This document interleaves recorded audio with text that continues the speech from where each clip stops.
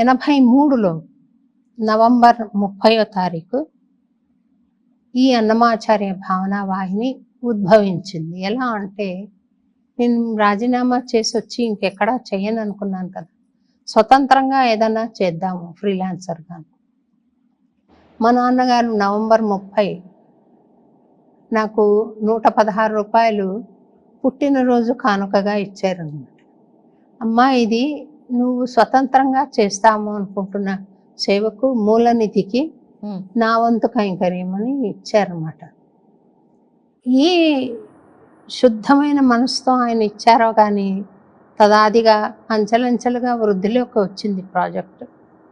ఎంత కష్టమైనా నష్టమైనా అదే పునాదిగా, అదే ఆరంభంగా అనుకుని మేము అన్నమాచార్య భావనా వాహిని అన్న సంస్థను భక్తి సంగీతం ద్వారా భావ కాలుష్య నివారణ అన్న ఉద్దేశంతో ప్రారంభించాం. ఎందుకంటే నాకు కోపం ఎక్కువగా ఉండేది అప్పట్లో. కానీ పాడుకుంటున్నంతసేపు, పాడుకుంటున్నప్పుడు ఎవరి మీద ద్వేషం కానీ, కోపం కానీ, మరే నెగిటివ్ ప్యాషన్ కానీ నన్ను బాధించేది కాదు. పాడుకున్న కొంతసేపటి వరకు ఆ ఎఫెక్ట్ అలా కొనసాగేది. అయితే నేను కచేరీలు పాడుతున్నప్పుడు ఎదురుగుండా ఆడియన్స్ కళ్ళు మూసుకుని ఇట్లా వినేవాళ్ళు కొంతమంది. అయితే కొంతమంది వచ్చి ప్రోగ్రాం తర్వాత, మేము తిరుపతికి వెళ్ళినంత పని అయిందండి, మేము మీ పాట వింటూ వెళ్ళొచ్చినామన్నట్టు అనిపించింది, భద్రాచలం వెళ్ళాము, రామదాసు కీర్తనలు కూడా వెళ్ళాము అన్నట్టు అనిపించేది, ఇలా అంటూ ఉండేవాళ్ళు. నేను రామకృష్ణ మఠంలో పాడాను ఒకసారి. అప్పుడు కొంతమంది వచ్చి, ఉదయం పూట మేము మీ క్యాసెట్ పెట్టుకుని ధ్యానం చేసుకుంటాము, మాకు చాలా బాగుంటుంది. నాకు బాగా రూఢి అయింది. అంటే నాకు మాత్రమే కాదు, పాడుకుంటూ వింటున్న నాకు మాత్రమే కాదు, వింటున్న వీళ్ళందరికీ కూడా ఇదే ప్రక్షాళన జరుగుతోంది. ఈ పాటలు డిటర్జెంట్స్, మనం వాటిని సవ్యంగా వాడుకోగలిగితే ఈ నెగిటివ్ ప్యాషన్స్ని సబ్బు పెట్టి శుభ్రం చేసినట్టు అయిపోతుంది ఆ కీర్తనలు అన్న ఆలోచనతో భక్తి సంగీతం ద్వారా భావ కాలుష్య నివారణ, దీంతో అనేక మంది శిష్యుల్ని తయారు చేయడమైనా, కార్యక్రమాలు సమర్పించడమైనా, ఆడియో వీడియో కార్యక్రమాలు చేయడమైనా, తర్వాత రీసెర్చ్ ప్రోగ్రామ్ చేయడమైనా, తర్వాత సంకీర్తన ఔషధం థెరాప్యూటిక్ మ్యూజిక్ కాన్సెప్ట్లో ప్రత్యేక కార్యక్రమాలు సమర్పించడమైనా, ఉపశమన కీర్తన అని జైళ్ళల్లో, హాస్పిటల్స్లో కాన్సర్ట్స్ పాడడమైనా, రకరకాలుగా. ఇప్పుడు మన కార్గిల్ యుద్ధం వచ్చింది, అప్పుడు ప్రార్థన అని ఒక ప్రత్యేకమైన ప్రోగ్రాం చేశాం.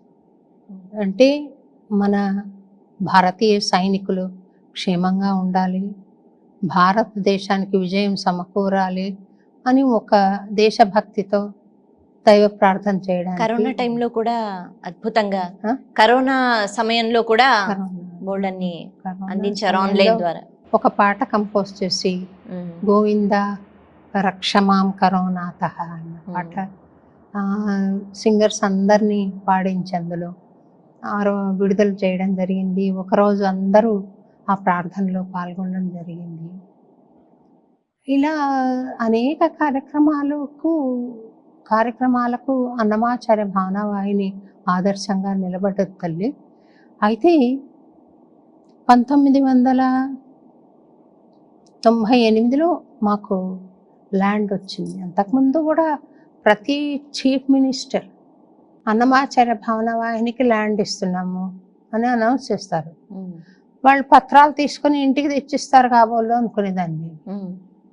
నాకు వచ్చేవిగా, అయ్యో ఏం రాలేదు అనుకునేదాన్ని. ఇట్లా మళ్ళీ నెక్స్ట్ టైం చీఫ్ మినిస్టర్ని పిలవడం, ఆయన వచ్చి ఆయన చెప్తారు, రాదు.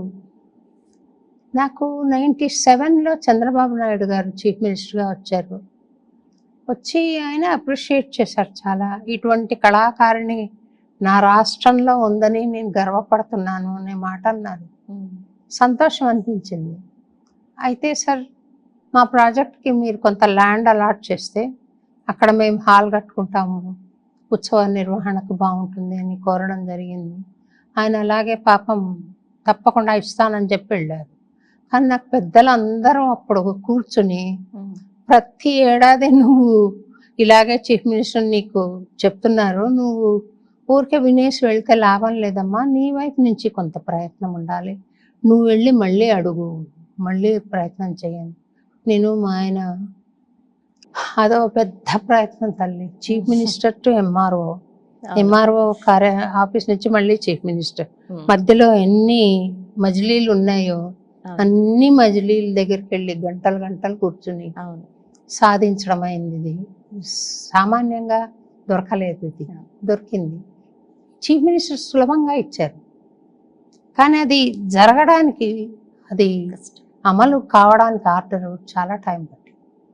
98లో మాకు ల్యాండ్ రావడం, ఇక్కడ ఈ హాల్ ఒకటే కట్టి తరగతులు కడదామని నేను ఆలోచన చేశాను. తరగతులు, ఒక మ్యూజియం, ఒక రికార్డింగ్ థియేటర్ ఇట్లా చేయాలి అనుకున్నాను. ఇంకా ల్యాండ్ కూడా ఇస్తామని అప్పట్లో సీఎం గారు అన్నారు, చంద్రబాబు నాయుడు గారు, నువ్వు మొదలు ఏదన్నా చేసి చూపించు, ఇంకా ఇస్తాను ల్యాండ్ అని అన్నారు. సరే, మళ్ళీ అది కారణాంతరాల వల్ల ఇంతవరకు జరగలేదు అనుకోండి. కాకపోతే నాకు ఒక కళ వచ్చిందండి. నాకు ఈ గుడి అజెండాలో లేదు, అస్సలు లేదు. నేను కట్టాలని సంకల్పము లేదు. ఇదే నా గుడి. ఇక్కడ నేను కొండ పెద్దగా పెట్టి అక్కడ దేవుడు, ఆ కిందికి వస్తే హాలు, ఇక్కడ స్టూడెంట్స్ నేర్చుకుంటాను, ఇట్లా ప్లాన్ చేసుకున్నాను. కాకపోతే ఇక్కడ ఒక అబ్బాయి రఘు అని వస్తూ ఉండేవాడు శనివారం కార్యక్రమాలకి. ఆ అబ్బాయి ఒక అద్భుతమైన మాట అన్నాడు తల్లి. ఏమన్నాడంటే, మేడం ఇక్కడ ఎంతమంది ఎంత ఎలుగెత్తి పాడినా నిశ్శబ్దమే వినిపిస్తూ ఉంటుంది అన్నాడు. ఎంత బాగుంది ఆ మాట. నా అనుభూతి అదే. ఈ సైలెన్స్లో భగవంతుడు ఉన్నాడు. ఇంకా 100 మంది వస్తారు, కూర్చుంటారు, అయినా సైలెన్స్ ఒకటి ఉంటుంది అందులో, ఒక నిశ్శబ్దం. భగవంతుడి అస్తిత్వం నాకు అందులో కనపడుతూ ఉంటుంది. నేను ఇదే చాలా అనుకున్నాను. కానీ కల్లో ఎప్పుడైతే స్వామి నాకు కనపడి, పెద్ద కళ నేను ఇప్పుడు చెప్పను మీకు, నేను ఎవరికి చెప్పలేదు ఇంతవరకు కళ, అందులో ఇక్కడ అన్నమయ్యను ఇక్కడ నన్ను నిలుపు అని చెప్తున్నది సారాంశం అన్నమాట.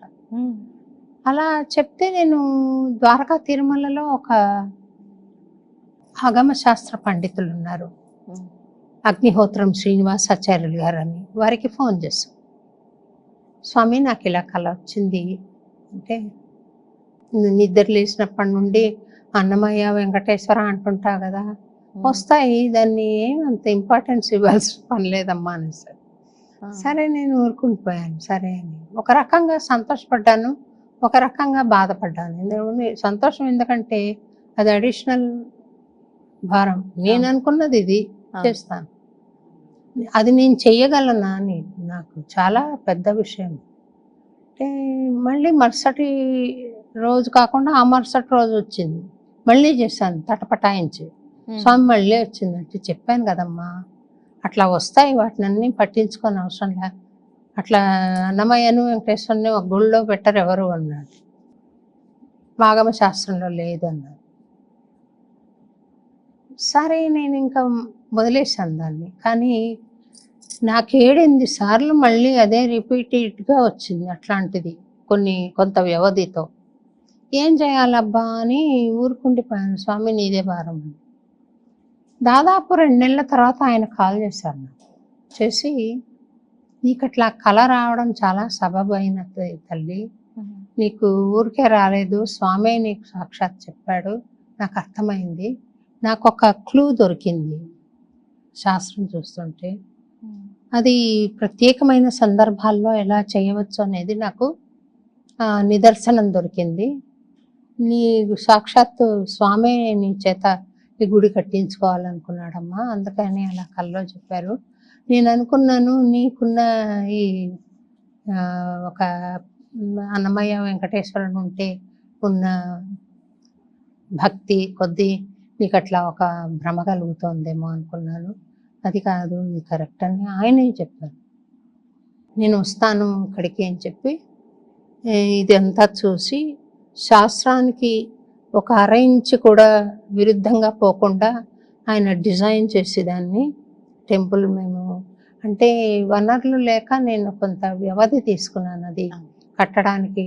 నేను యుఎస్ టూర్ చేసి డబ్బు తెచ్చి కొన్ని ఇటుకలు పేర్చడం, మళ్ళీ డబ్బు అయిపోవడం, మళ్ళీ నేను ఇంకో చోటుకి వెళ్ళి పాడి తెచ్చుకోవడం, మళ్ళీ 4 ఇటుకలు పేర్చడం, ఇలా చేసుకుంటూ వచ్చి అక్కడ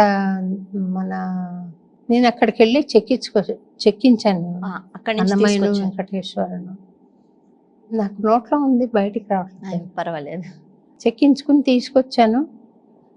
ఇక్కడ ప్రతిష్టకు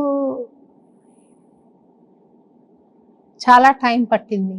చెక్కించి సంవత్సరం పాటు పడుకున్నారు వరండాలో స్వాములు ఇద్దరు. 1 సంవత్సరం పట్టింది. స్వామి ఫైనల్గా ఈ యంత్రాలు రాసే ముందర నీ సంకల్పం ఏంటమ్మా ఈ గుడి కట్టడంలో అని అడిగారు. స్వామి, అందరికీ ఏదో ఒక బాధ ఉంటుంది మనసులో, ఏదో ఒక ఆర్తి ఉంటుంది. వాళ్ళు గుడికి వచ్చినప్పుడు ఇది ఒక తల్లి ఒడిలాగా, మనం ఎంత బాధ ఉన్నా అమ్మ ఒళ్ళో పడుకున్నప్పుడు ఒక సొలేస్ ఉంటుంది, మనకు ఒక ఉపశమనం దొరుకుతుంది. అట్లా దొరకాలి స్వామి. స్వామి ఉపశమనం ఇవ్వాలి. ఆయన కంట్లో నీళ్లు పెట్టుకుని నేను ఇదే ఉద్దేశంతో యంత్రం రాస్తానమ్మా అని చెప్పి యంత్రాలు, బంగారు యంత్రాలు, నా దగ్గర డబ్బులు కూడా లేవు గుడి కట్టడం. ఇంకొక ఆశ్చర్యం ఏంటంటే డబ్బులు వరణం ఇచ్చాను ఆయనకు 116 రూపాయలు ఇచ్చి, మీరు ఎంత అడిగారో అంతా ఇస్తాను స్వామి, ఇప్పుడు నా దగ్గర లేవు, మీరు మొదలు పెట్టేయండి అని వచ్చాను. చెప్పేసి వచ్చాను. ఎట్లా ఇవ్వడము, నాకున్న భూమి ఇక్కడ అది కబ్జాలోకి వెళ్ళిపోయింది.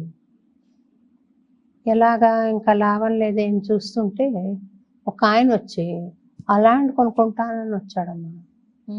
అది పాపం వస్తుందేమో ఆయనకు చెప్పకుండా ఇస్తేనే, అది కబ్జాలో ఉందండి అంటే నాకు తెలుసు, నేనే మేనేజ్ చేసుకుంటాను అని చెప్పి మనీ 10 లక్షలు అడ్వాన్స్ ఇచ్చేసరికి సంతోషమైపోయి ధూమ్ధామ్గా విగ్రహ ప్రతిష్ట, అలాగే ధ్వజస్తంభ ప్రతిష్ట ఆ తర్వాత చేశానన్నమాట. ఇంకా కుంభాభిషేకానికి చాలా వ్యవధి పట్టింది, వనరులు సమకూర్చుకోలేక.